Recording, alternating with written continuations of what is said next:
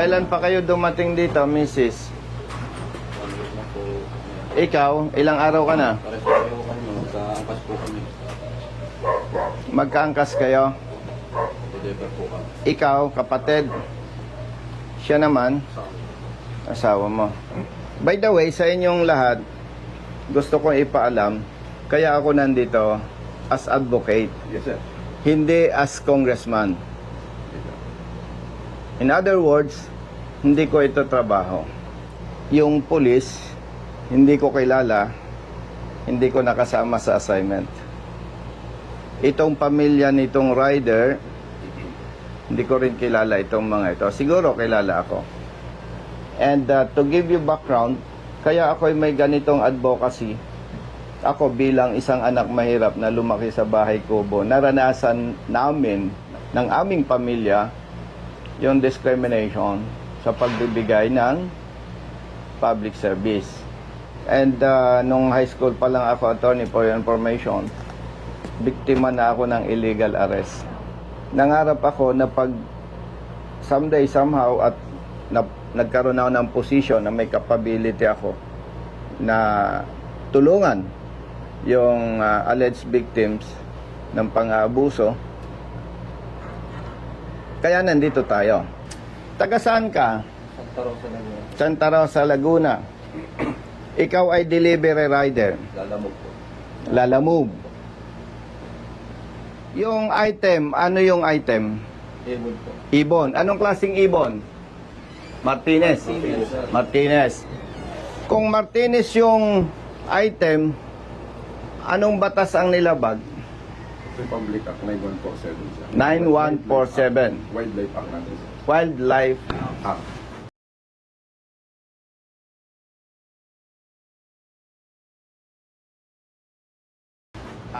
Kung ako ang umorder ng ibon, nag-booking ako. Opo. Tama. Opo. Ibig sabihin, kung ako ang umorder, hindi mo ako kilala. Hindi po. Parang nakatambay kang ganon somewhere. Opo. Oops, may nag-booking. Opo. Tama po. Inaccept mo. Tama po. Pinuntahan mo yung item. Opo. Pinick up mo. Opo. Saan mo pinick up? Silang Cavite po. Silang Cavite. Yung pinick upan mo, tindahan or pribadong individual? Bahay po. Bahay. Pagdating mo doon, ang nakausap mo, lalaki, babae. Lalaki po. Anong sabi sa'yo? Yun daw pong, ito na daw po ang pipick upin ko na order no nag-book. Okay. Siyempre, in good faith ka, hindi mo naman kilala ang umorder, inaccept mo. Opo. Kinuha mong item. Opo. Tapos, base doon sa booking, saan mo i-deliver? Lucena City po.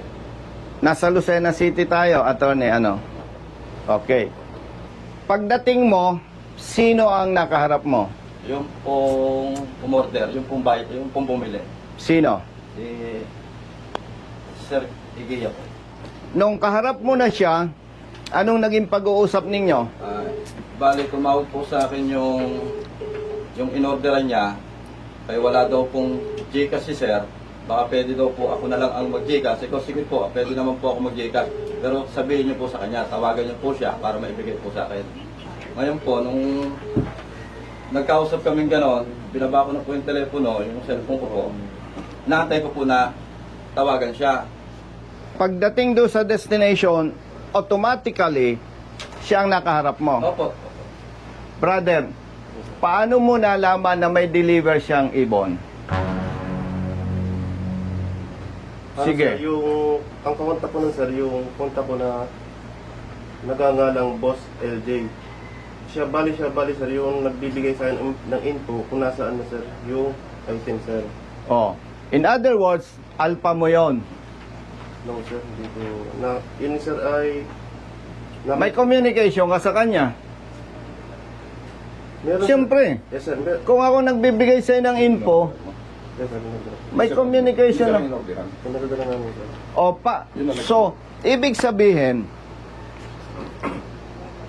may umorder ng item, nag-booking, sa salitang Tagalog, ang malas niya, attorney, siya ang nakatanggap ng booking. Okay? Tapos, nung i-deliver niya yung item, ikaw na ang sumalubong. Tama? Oh, si attorney. Tapos, ang nagsampa ng kaso, sino? Ikaw na rin. Anong participation mo, kapatid? Arresting officer, sir. Ikaw ang arresting officer. So, ikaw ang umaresto. Oh, very clear. Attorney, ikinulong nyo. Siyempre, kinulong nyo. Hindi nyo pinalaya eh. Technically, kinulong nyo na rin yan. Sinampahan nyo ng kaso na dapat naman tinanong ninyo, ikaw ba ay may kukuning abogado? Wala po. O sige, proceed tayo sa PAW. Ma'am, arestado itong tao na to. Kailangan po niya ng abogado. Mag-provide kayo. Dapat ganun ang ginawa. Tama po ba? Dapat ganun ang ginawa nyo. Oh. Ang depensa O nga. sige, diretsohan tayo dahil official ka naman. Yes, sir. Do you think hindi siya biktima? Parang ako lang eh, may sige, baka hindi mo naintindihan ang sistema ng Lalamove. Nakatambay ako dito, may nag-book. Uy, layo naman. Pero okay na rin. Kikita ako eh. Hindi, actually po, Click. booking ko tatlo. Isang San Juan, Batangas, isang Lucena, tapos kung papunta na po ako dito, ang daan ko po kasi is Patagaytay, pumasok po yung booking na Silang to Lucena. Kaya kukunin na natin to, total pa Lucena tayo. Tama. Di, para hindi ako saya, kinuha ko po yung Silang to Lucena. Di ba sa system ng Lalamove, Opo, may booking yan? opo, Pinadala mo sa office yung kopya, no? Opo. Yung screenshot. opo, pinipicture po yan. And at the same time, Lalamove can provide official document Opo, or certification. Oh. Chief, may responsibility ka. Yes, sir. Kailangan alagaan mo ang tao mo. Yes. Sir, bali, kaya nga sir, request namin yung kaso para investigat po maigi, sir. Kasi Ay, nako. ang depensa niya, nasa Lalamove. Yan, oh. Na-ebidensya siya. Ibig sabihin, kung naglalala mo, brother, yung kapatid mo, baka yung pang nadyamban eh. Ang galing mo. Eksakto. Kung ako yung pulis, may asset ako, order ka. Pa-deliver mo dito. O, huli ka. Mali ka dito. Labag sa batas yan. Sasampahan ka namin ng kaso. Imagine. Ha? Kaya ng dibdib nyo? Pambihira. Grabe kayo. Kaya ng dibdib nyo yan? Pamilyadong tao. Ako, hindi ako judgmental, pero very clear. Set up yan. Pambihira.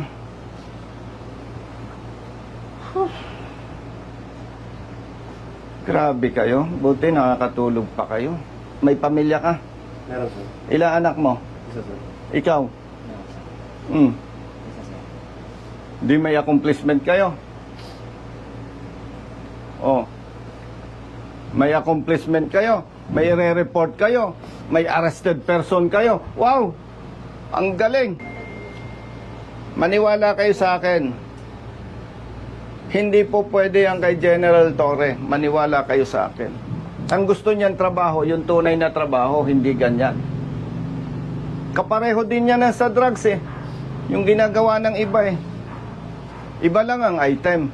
Sa ngalan ng public service, hindi natin ito pwedeng patagalin. Sa katulad nila na walang pinag-aralan, mahirap lamang na tao, isang kahig, isang tuka, stressful masyado yan.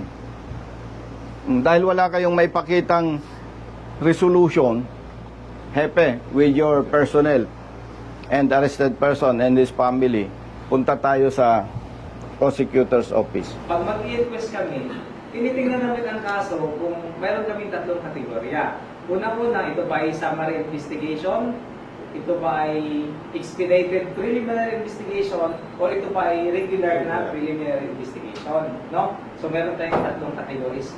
Itong sa kanya po, ay pumapatak ito ng summary investigation. Nung tinignan ko ang kanyang kaso, violation ng Section 27 ng RA 9147, ang parusa sa kanya dito ay pagkakakulong ng 10 araw hanggang 1 buwan. So mabilisan ito. Hindi ito yung ano na talagang tatagal ng gusto. Chief, dahil yan ay nandyan na, naisampa na ang kaso. Naisampa na itong kaso noong June 5. Okay, kasi may nahabol akong oras. Alam ko, hindi kayo pwedeng tumanggap ng pera. Magbibigay ako ng cash, aalalayan nyo na lang. Wala naman labag sa batas doon, no? Kasi gusto kong linawin sa inyo kung bakit nire-request ko sa katulad nilang hindi nakapag-aral, yung pinag-uusapan natin, hindi nila maintindihan. Masama po namin nandito lang po sa Oo, ganun na lang. I-assume natin na ma-approve yung reduction ng bail. So, 6,000. Ilang araw ka nang wala nga nabuhay? 6 days po ngayon. Bibigyan na lang kita ng 6,000 plus 6,000 pampiyansa. Di 12,000. Dagdagan ko ng 3,000. Di 15,000. Brother Matt, bigyan mo ng 15,000 yan. Ay, Kong, yun nga pala po tungkol sa motor ko na kuha. Ano po pwedeng ikuha doon para ma-release din po? Attorney, yung motor niya, hindi pa marirelease yun. May motion to release po, kailangan request po yun na motion to release motor vehicle. May mga proseso din po nun.